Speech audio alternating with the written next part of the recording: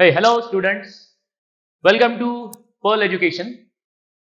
आज हम देखने वाले हैं जेई 2023 मेंस के कुछ क्वेश्चंस। तो ठीक है, ये है आपके लिए फर्स्ट क्वेश्चन। तो इसमें हमें बोला गया है 8 drops of water are falling with steady speed. अब ये स्टेडी स्पीड से नीचे आ रहे हैं, मतलब आपको पढ़ते समझ में आ जाएगा कि this is their terminal velocity. और आगे हमसे पूछा है when they coalesce into a single drop what will be velocity of that single drop. तो ऐसे क्वेश्चंस अक्सर जेई में पूछे जाते हैं कि हमें कुछ नंबर ऑफ ड्रॉप दिए होंगे, they will coalesce into one another, या फिर एक सिंगल ड्रॉप होगा, it will divide into number of drops. तो यहाँ पे हमें फर्स्ट चीज क्या करनी होती है, तो हमें पता है जो वॉल्यूम होगा या तो एन ड्रॉप्स का जो वॉल्यूम होगा it will be same as that of one single drop. तो फर्स्ट चीज हम करेंगे वॉल्यूम कंजर्वेशन। तो हमारे पास एन ड्रॉप्स है, एक सिंगल ड्रॉप अगर है उसका वॉल्यूम होगा 4/3 पाई आर क्यूब। तो लेटेस्ट से छोटा जो ड्रॉप है उसका रेडियस है स्मॉल आर। ऐसे हमारे पास 8 ड्रॉप्स है, तो उनका टोटल वॉल्यूम हो जाएगा 8 इंटू 4/3 पाई आर क्यूब। अब जब 8 ड्रॉप से एक ड्रॉप बनेगा, 8 ड्रॉप से एक ड्रॉप बनेगा, उस सिंगल ड्रॉप का वॉल्यूम होगा 4/3 pi into R cube. Now this R is the radius of single big drop.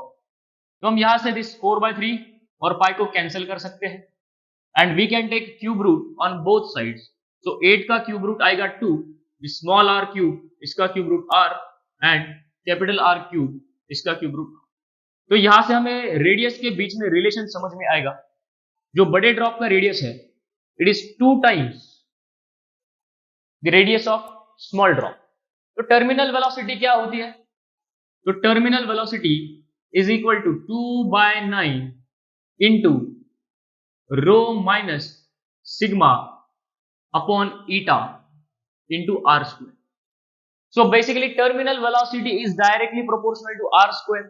So for these two drops, अगर हम पहले ड्रॉप की स्मॉल ड्रॉप की वेलोसिटी को v1 बोलते हैं और बड़े ड्रॉप की वेलोसिटी को v2 बोलते हैं, तो यहाँ पे रेशियो आएगा v1 upon v2 is equal to r square upon capital R square.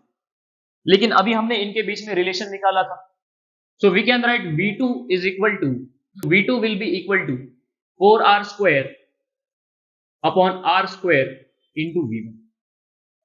So this r square we can cancel out and v2 will be equal to 4 times v1. तो v1 हमें बोला गया है it is 10 centimeter per second. So v2 will be equal to 4 times 10 centimeter per second, that is 40 centimeter per second. तो this will be your answer. तो next question की तरफ बढ़ते हैं।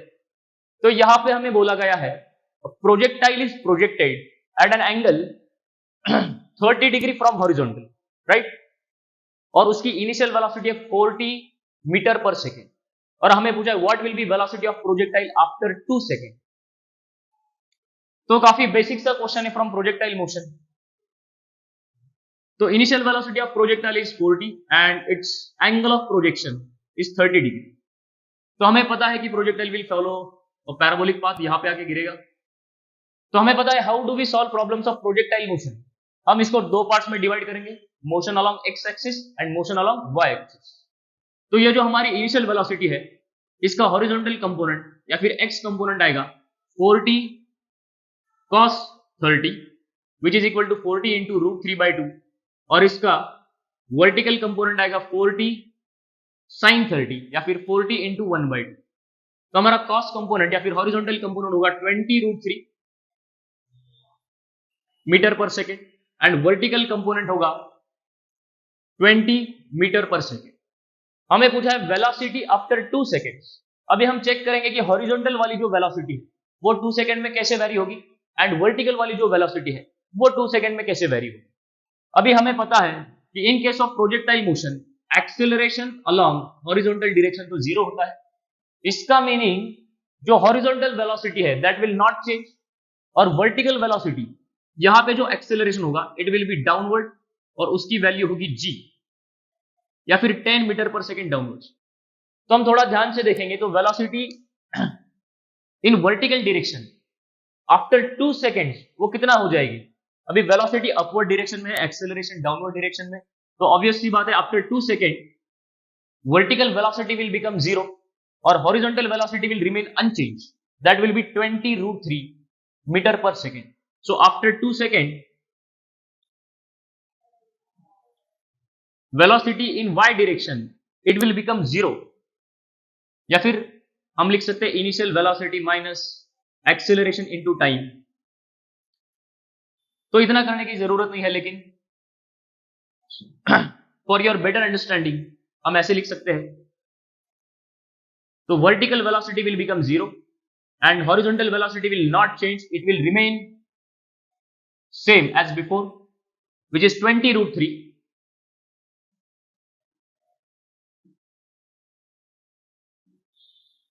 तो आफ्टर 2 सेकेंड्स पार्टिकल के पास वर्टिकल वेलोसिटी है ही नहीं और horizontal velocity 20 root 3 metre per second. So our answer is 20 root 3 metre per second. चलिए नेक्स्ट क्वेश्चन की तरफ बढ़ते हैं. तो अगले क्वेश्चन में हमको बोला है there is a car which is moving with velocity 20 metre per second and it sounds horn जिसकी फ्रीक्वेंसी है 400 हर्ट्ज. तो इसके पीछे एक कार है जिसकी वेलोसिटी है 40 metre per second and it is moving in the same direction as P. तो हमको पूछा है what will be frequency of horn heard by driver of tube. तो ऑब्वियसली बात है this is question based on Doppler's effect. तो ये हो जाएगा हमारा source and this will be our observer.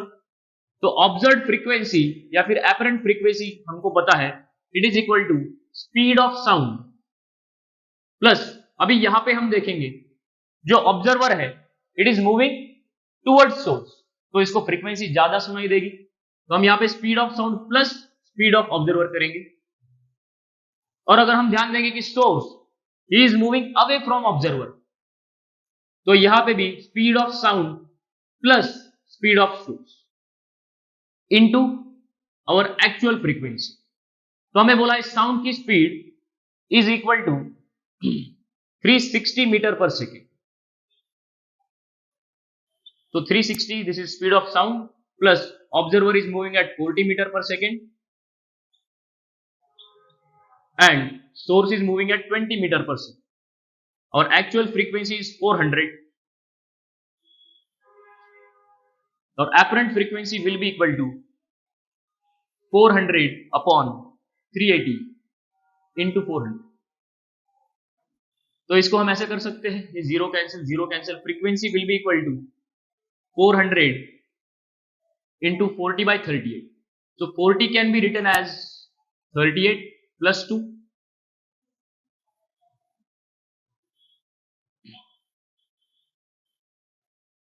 और actual frequency will be equal to 400 into 1 plus, इसको हम रफली बोल सकते हैं 2 by 40 या फिर 1 by 20. तो ये हो जाएगा 0.05 and और observed frequency will come near equal to 420 hertz. तो ऑप्शन में हम देखेंगे तो इसका जो क्लोजेस्ट अप्रोक्सीमेशन है हमारे पास ऑप्शन है 421 hertz. Your answer is 421 hertz. चलिए नेक्स्ट क्वेश्चन की तरफ बढ़ते हैं. तो नेक्स्ट क्वेश्चन में हमें बोला गया है a body is moving along x axis और उसकी velocity is given 10 root x.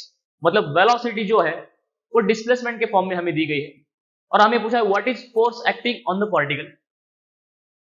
तो बेसिकली हमें क्या करना होगा, हमें पता है फोर्स क्या होता है, force is mass times acceleration. तो हमें कुछ ऐसा करना होगा कि from this velocity we have to find out acceleration. तो हमें पता है acceleration is rate of change of velocity with respect to time, लेकिन वेलोसिटी जो है it is given in terms of displacement. तो ऐसे केस में how can we find out acceleration. तो हमें पता है acceleration is dv by dt या फिर rate of change of velocity with respect to time, लेकिन हमारे पास तो वेलोसिटी डिस्प्लेसमेंट के टर्म्स में है. तो इसको हम ऐसे भी लिख सकते हैं dv by dx into dx by dt, right? So first we will differentiate velocity with respect to x and then we will differentiate x with respect to time, so we will get acceleration. लेकिन this dx by dt this is nothing but velocity, so acceleration can be written as v into dv by dx. तो हमारे पास velocity है 10 root x into dv by dx, d by dx of 10 root x. तो acceleration क्या आएगा, acceleration आएगा 10 root x into d by d x of 10 root x.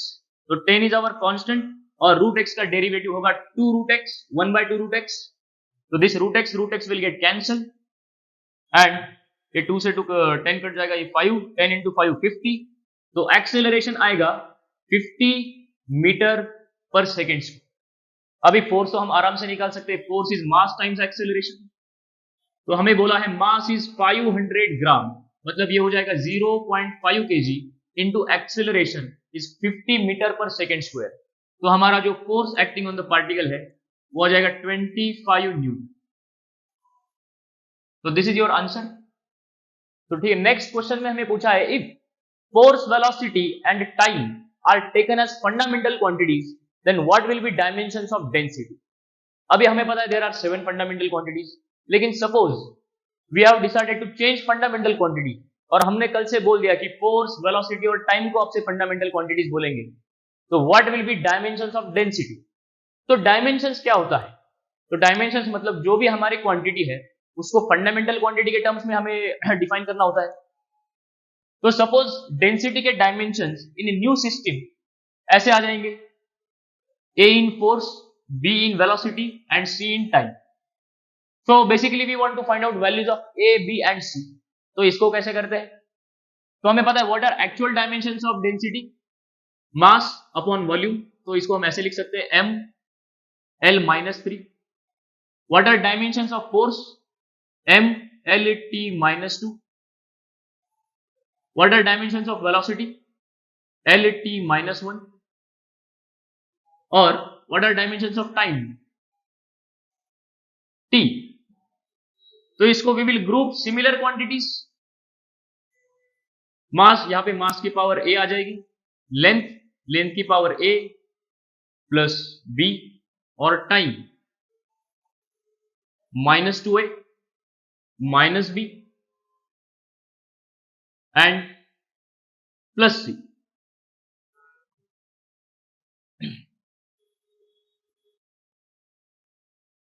और यहां पे हमारे डेंसिटी के डायमेंशन है m l माइनस 3।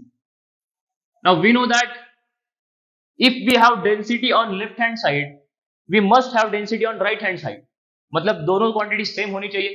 तो we will equate their powers. तो हमारे पास आ जाएगा a की जो वैल्यू है, इफ वी इक्वेट, यहाँ पे मास की पावर है 1, यहाँ पे मास की पावर है a, तो इफ वी इक्वेट पावर्स तो a should be equal to 1, then a plus b should be equal to -3। लेकिन a की वैल्यू तो 1 है, तो b आ जाएगा -3 -1 दैट इज -4। अभी हमारे पास a की वैल्यू है और b की वैल्यू है, हम ऑप्शंस में चेक करके देख सकते हैं, या फिर we will find out value of c। So we will equate powers of time. तो यहां पे टाइम की टर्म नहीं है, मतलब टाइम की पावर 0, और यहां पे टाइम की पावर है -2a minus b plus c। तो इसका मतलब है -2a minus b plus c must be equal to 0। a की वैल्यू हमारे पास है 1, b की वैल्यू है -4। So from this we can find out value of c which will be equal to -2।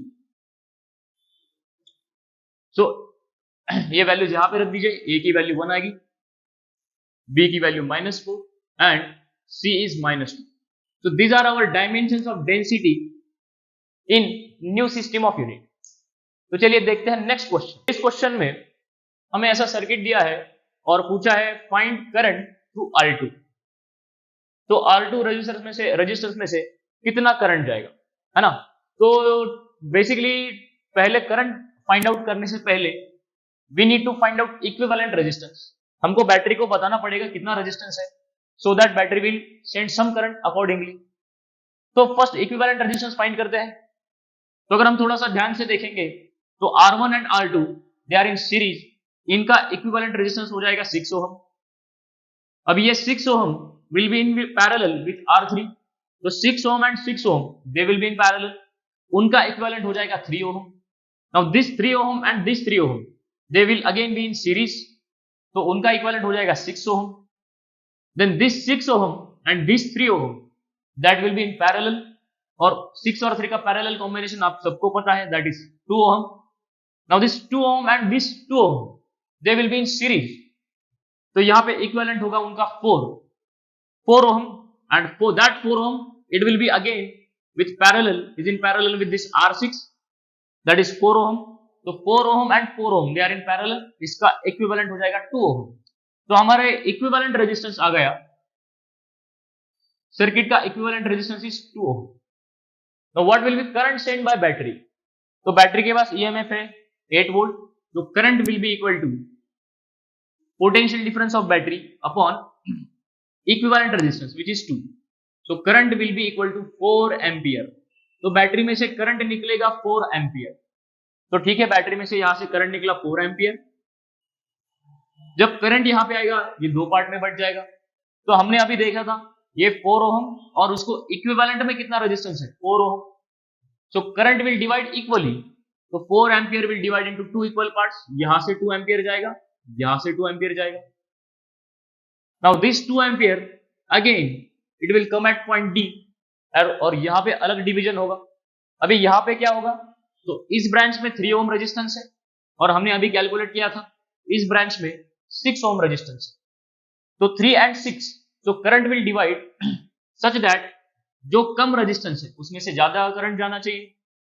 तो 1 and 6, 3 and 6 मतलब 1:2. तो करंट के टोटल कितने पार्ट्स होंगे 3 पार्ट्स. तो उसमें से 2/3 करंट,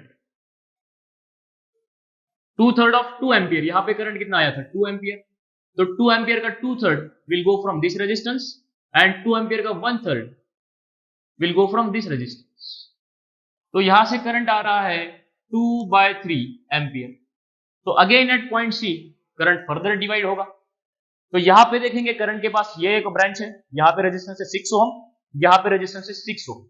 तो again current will divide equally. तो इस ब्रांच में से करंट जाएगा 1/3 एम्पियर और यहां पे से करंट जाएगा 1/3 एम्पियर.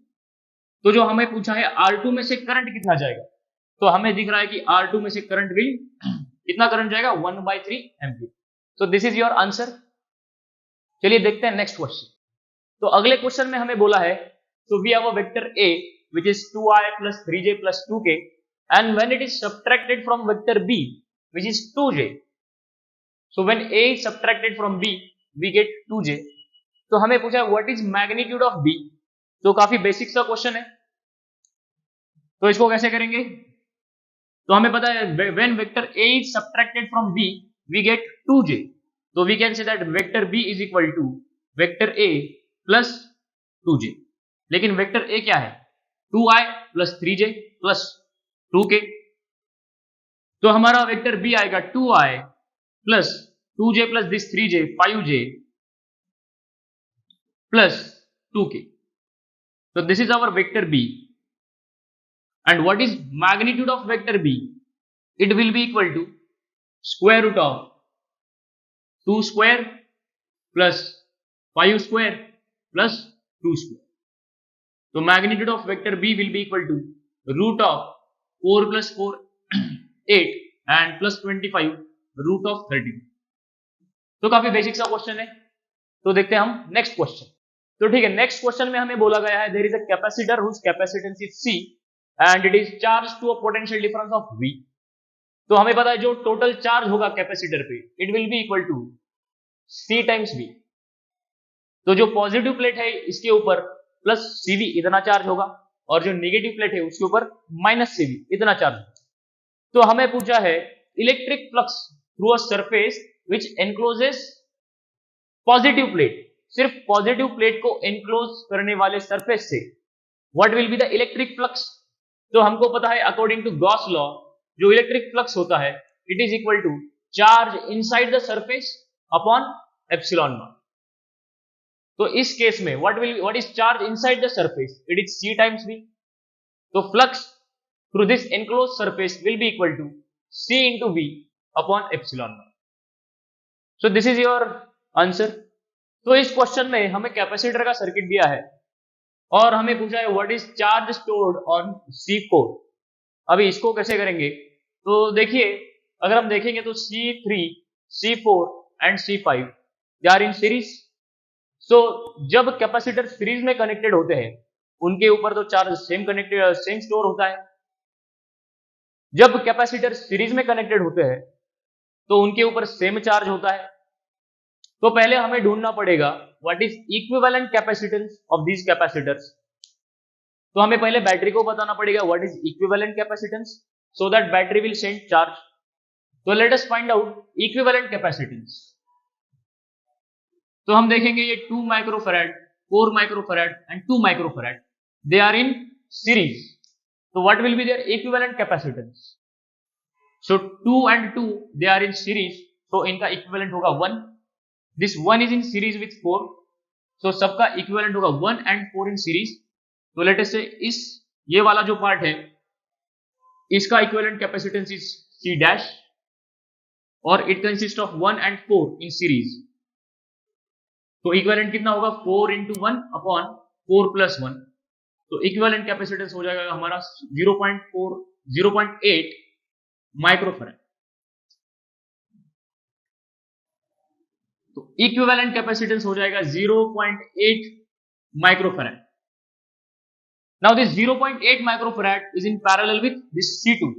तो 0.8 and 0.2 they are in parallel, तो इसका इक्विवेलेंट हो जाएगा 1 माइक्रोफैराड। अभी 1 माइक्रोफैराड ये 2 microfarad C1 and 2 microfarad C4 they are in again series. तो 2 माइक्रोफैराड एंड 2 माइक्रोफैराड इनका सीरीज कॉम्बिनेशन, इनका इक्विवेलेंट होगा 1 and this 1 in series with this 1 microfarad. तो इक्विवेलेंट कैपेसिटेंस यहां पे आएगा 1 and 1 सीरीज, मतलब so final C equivalent will be equal to 1 into 1 upon 1 plus 1, so that is 0.5 microfarad. तो what is charge send by the battery? तो हमें पता है charge is equal to C into V। तो battery will send charge 0.5, battery के पास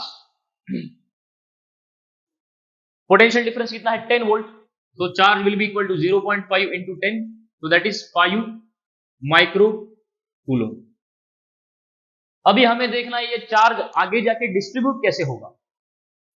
तो यहां से चार्ज आएगा 5 micro coulomb, so this capacitor will get 5 micro coulomb. यहां पे पॉजिटिव चार्ज 5 माइक्रो कूलम आएगा, यहां पे नेगेटिव चार्ज 5 माइक्रो कूलम, यहां पे पॉजिटिव माइक्रो कूलम यहां से ट्रेवल होके यहां पे आ जाएगा। Now this charge will divide into 2 parts. तो अभी हमने कैलकुलेट किया था यहां पे इक्विवेलेंट कैपेसिटेंस इज 0.8 और यहां पे कैपेसिटेंस इज 0.2। तो इनका जो चार्ज का रेशियो है, तो लेटेस्ट से इस साइड में चार्ज है Q1 और इस साइड में चार्ज है Q2, तो इनका जो रेशियो आएगा that will be equal to this C prime upon C2। तो हमें चाहिए Q1, है ना? तो Q1 कैसे निकालेंगे? तो चार्ज का रेशियो आएगा C prime which is 0.8 upon 0.2, so that is 4:1। मतलब हमारा जो टोटल चार्ज है उसमें से 4 पार्ट्स यहां पे जाएंगे और 1 पार्ट यहां पे जाएगा। तो total charge will divide into 5 parts, जिसमें से 4 पार्ट इस साइड को मिलेंगे और 1 पार्ट इस साइड को मिलेगा। तो what is Q1 in this case?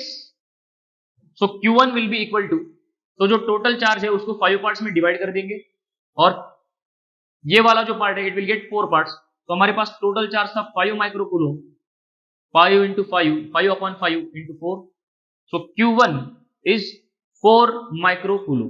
तो यहाँ पे सब कैपेसिटर सीरीज में है, तो they will have equal charge that is 4 micro coulomb. तो चलिए देखते हैं नेक्स्ट क्वेश्चन। देखिए इस क्वेश्चन में हमें बोला गया है nucleus disintegrates into 2 parts such that their nuclear sizes are in the ratio 1:2:1/3। मतलब बेसिकली हमें बोला गया उनका जो रेडियस का रेशियो है इट इज 1:2:1/3 और उनके जो वेलोसिटीज का रेशियो है दैट इज n:1। तो हमें फाइंड करना है n। तो this is simply question based on conservation of linear momentum. तो if nucleus, let us assume that nucleus initially was at rest, तो उसका इनिशियल मोमेंटम होगा 0। So when it disintegrates in 2 parts, तो let us say एक part का मास है m1, दूसरे part का मास है m2। तो दिस पार्ट, इसकी वेलोसिटी v1 ले लेते हैं और इसकी वेलोसिटी v2। तो हमें पता है according to principle of linear momentum conservation we can write m1 v1 is equal to m2 v2। हमें रेशियो चाहिए v1:v2, तो v1:v2 क्या आएगा? V1:V2 will be equal to m2 by m1. लेकिन हमारे पास तो मास का रेशियो नहीं है, तो how can we find out mass का रेशियो? हमारे पास इनके रेडियस का रेशियो है, तो हमें पता है इन केस ऑफ न्यूक्लियस जो डेंसिटी होती है it remains same, so we can write this mass as volume into density. So what will be volume of this part? So we can write volume as 4 by 3 pi r2 cube into nucleus density. For second mass we can write 4 by 3 pi r1 cube into nucleus density. So हमारा जो velocity का ratio है वो आएगा v1:v2, यहाँ पे सब cancel हो जाएगा, r2/r1 इनका होल क्यूब, लेकिन हमारे पास r1:r2 रेशियो है, तो we can write r2/r1 whole cube which will be equal to 2⁻⁴ upon 1 cube. So v1/v2 हमारा आएगा 2:1. तो इसका मतलब जो n की वैल्यू है दिस इज इक्वल टू 2. तो दिस इज योर आंसर. तो चलिए नेक्स्ट क्वेश्चन में क्या बोला है. So we have two cells each of EMF 1.5 volt. So they are connected like this and they are connected across a resistance of 10 ohm. So when we connect ideal voltmeter, मतलब इसका अगर हम potential difference measure करेंगे तो वो आता है 1.5 volt. मतलब basically this is terminal voltage. तो दिस सर्किट हम इसको थोड़ा सा रीड्रॉ कर सकते हैं. अगर हम इसको थोड़ा सा ध्यान से देखेंगे तो they are in series and they are supporting each other. तो we can replace this circuit with a single cell. अभी इसका EMF हो जाएगा E1 प्लस E2, या फिर दोनों का 1.5 है तो यहाँ पे हो जाएगा 3 वोल्ट, और दोनों का इंटरनल रेजिस्टेंस. तो अगर एक सेल का रेजिस्टेंस हम R लेते हैं तो दोनों का मिला के रेजिस्टेंस हो जाएगा 2R. तो this arrangement is connected across resistance 10 ohm, और इसका जो टर्मिनल वोल्टेज है that is given to be 1.5 volt. और हमको बताना है कि what is internal resistance of each cell. तो हम पोटेंशियोमीटर में इंटरनल रेजिस्टेंस का फॉर्मूला डिराइव करते हैं, जो है internal resistance of cell is equal to E by V. E is EMF, V is terminal voltage minus 1 into R. अभी यहां पे देखेंगे इंटरनल रेजिस्टेंस, तो we can consider this single cell of EMF 3 volt. तो EMF हमारा हो जाएगा 3 volt. Terminal voltage is 1.5 minus 1. तो इसको हमने कनेक्ट किया है एक्सटर्नल रेजिस्टेंस 10 ओम के साथ. तो this will give us internal resistance. लेकिन यहाँ पे हमने दोनों का कॉम्बिनेशन कंसिडर किया था, तो ये जो हमें इंटरनल रेजिस्टेंस मिलेगा it will B internal resistance of combination that is 2R. तो what is value of 2R? 1.5 से ये कट जाएगा 2 माइनस 1 तो 2R की वैल्यू आएगी हमारी 10. तो R internal resistance will be equal to 10/2. So internal resistance हमारा आता है 5 ओम. तो this is your answer. Next question में हमें बोला गया है हमारे पास एक कॉइल है जिसका इंडक्टेंस है 2 हेनरी एंड उसका रेजिस्टेंस है 4 ओम. तो उसको हमने कनेक्ट किया बैटरी विद बैटरी, उस पोटेंशियल डिफरेंस इज 10 वोल्ट. तो हमें पूछा है if energy stored in inductor after current is set up in the circuit is something into 10 raised to minus 2. So energy stored in inductor is given to be x into 10 raised to minus 2. So we have to find value of x. तो काफी basic सा question है. तो हमें पता है when current is set up in the circuit तो inductor will just behave as a wire. तो इसमें सिर्फ रेजिस्टेंस रहेगा. तो current in the circuit is equal to 10/4 which is 2.5 ampere.